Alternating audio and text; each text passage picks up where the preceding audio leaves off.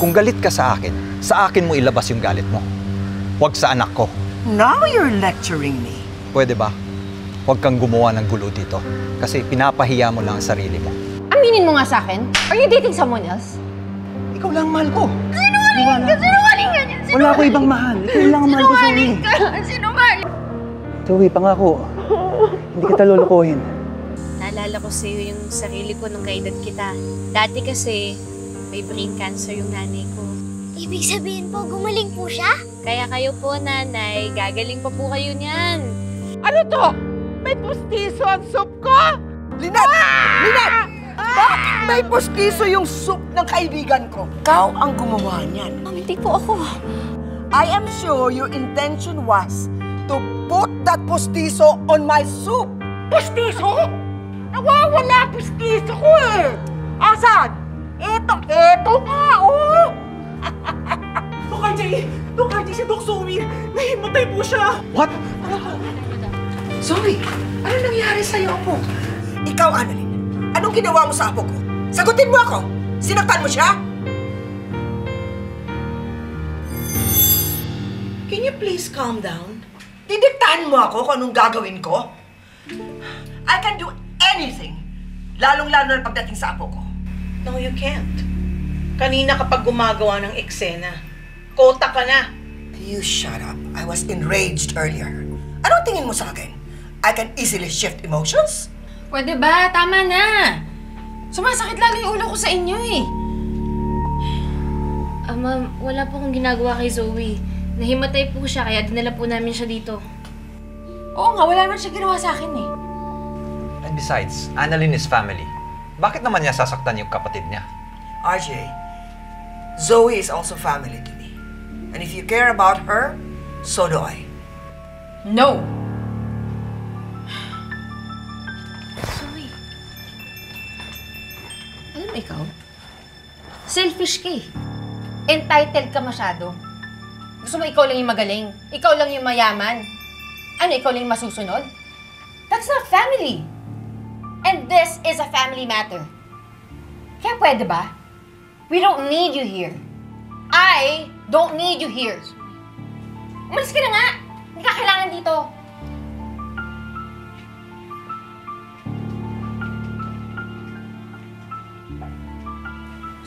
pahinga ka muna.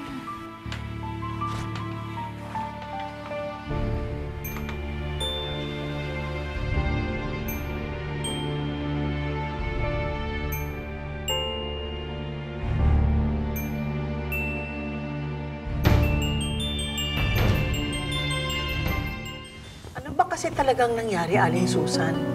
Bakit napunta yung pustiso ninyo sa soup ni Miss May? Did you intentionally put your dentures in her soup? Miss Giselle, hindi ko gagawin yon. Nagsisipilyo ako, nalingat lang ako pagtingin ko nawawala na yung pustiso ko na nilagay ko lang doon. Alam yun ni Lynette eh, hinanap ko sa kanya eh. Tapos nagulat na lang ako, narinig ko pinag-aawayan na doon.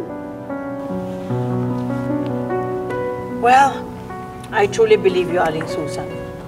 It's just unfortunate na sana hindi nahulog sa soup ni Miss May. Sana sa soup Ni Chantal! Chantal! Back. John. Lynette, ate. RJ, kamusta na si Zoe? Bakit siya nahimatay? Hindi pa namin alam, Lynette. Marami kasing rason kung bakit nahihilo at nahihimatay ang isang tao. Hindi naman kaya buntis si Zoe. John!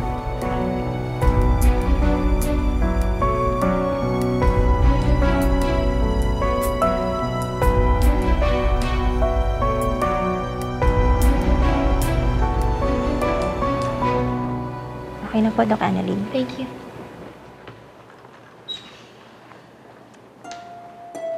Zoe, hindi kaya anemic ka kaya ka nahimatay kanina? Annalyn, sabi ko naman sa'yo, mainit lang dun sa venue kanina, kaya nahilo ako. Hindi mo na kailangan ako ipatest. Ano ka ba? Kailangan yun para makasiguro tayo. Thank you, Annalyn, ha. Kahit pinagbibintangan ka ng masama ng lola ko, naasikaso mo pa rin ako. Ano ka ba? Wala yun. Tsaka, Sanay na ako sa ganun, no? Hindi na ako madaling masindak. Pasensya ka na, Annalyn, ha? From my mom to my grandmother, they've been a real pain in the neck for you and your family. Sorry, ha? Alam mo, naisip ko nga, siguro ganun lang yung lola mo kasi hindi niya makuha yung loob mo. Tingin mo ba time na tanggapin mo siya? No way. I mean, we're strangers to each other. I barely know that woman. Hindi ko ba naniniwala sa lukso ng dugo? Siguro sa iba, oo. Pero sa amin, no. Zoe, kahit anong sabihin mo, nanay pa rin siya ng mami mo. Ba't di mo siya bigyan ng chance? Baka mamaya magbago yung ugali niya, tapos maging close kayo. Eh, baka mamaya pag naging close kami, pati personal life ko pakailaman niya. Huwag na. Ako nga pala, kailan mo papakilala sa kanya yung boyfriend mo? Diba sabi ko naman sa'yo, kung may makakakilala man sa kanya, ikaw yung una doon. I'm just waiting for the right time. Basta promise ko sa'yo, makikilala mo na siya, ha? Sige, ha?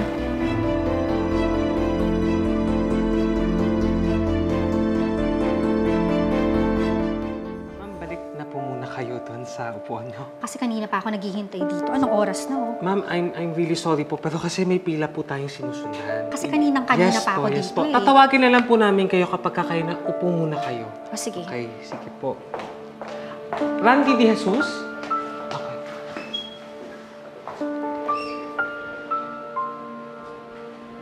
Juanita Banaag!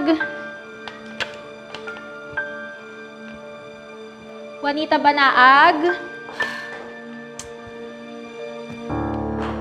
Juanita Banaag? Juanita Banaag? Nandyan po ba? Ako na yan. Ah, Ako na yan. Kayo po ba si Juanita Banaag? Hindi, pero wala na ata yan eh. Kasi kanina pa, wala namang sumasagot, di ba? So ako na yan. Ah, sige po. Sige po. Masakit na kasi yung ulo ko, yung dibdib ko. So, unahin niyo na ako. Okay po. Sige po. Excuse me! Ay! Ay, yes Kanina po. pa ako rito, ha? Bakit mo siya uunahin? Eh, kanina pa ako dun, oh. Dapat ako mauna. Kaysa sa kanya. Eh, kasi masakit na po ang ulo ko, tsaka yung dibdib ko eh. Kaya, uunahin na po niya ako. Ano mo Dahil unahin? kanina pa po ako nandito. Eh, ako rin kanina pa nandito. Masakit na ulo ko at nahihilo ako. At isa pa, senior ako. Ay, ma'am, pasensya na po talaga. Hindi ko po kasi kayo napansin eh. Sorry po. Hindi mo ako napansin? Ano ko? Invisible? Sorry po. Excuse So, Ma'am, ano pong pangalan po ninyo? Juanita Banaag. Ay, kayo po si Ma'am Juanita Banaag. Naku, pasensya po talaga. Kanina pa po ko tawag ng tawag. Wala po kasing sumasagot. Ang sabi po niya, baka daw umalis na po kayo. Ha? Wala akong sinasabing ganyan, ha? Sinabi mo yun? Hindi po. Wala po akong sinasabing ganyan. Ay, hindi. Sanabi mo yan, ma'am, diba? Hindi, wala akong sinabing ganyan. Ma'am, sige po. Paunahin na po namin kayo. Ako na po titingin sa inyo. Salamat, Iha, ha? Kung di pa ako magreklamo, eh, hindi pa ako mapapansin. Pasensya po talaga.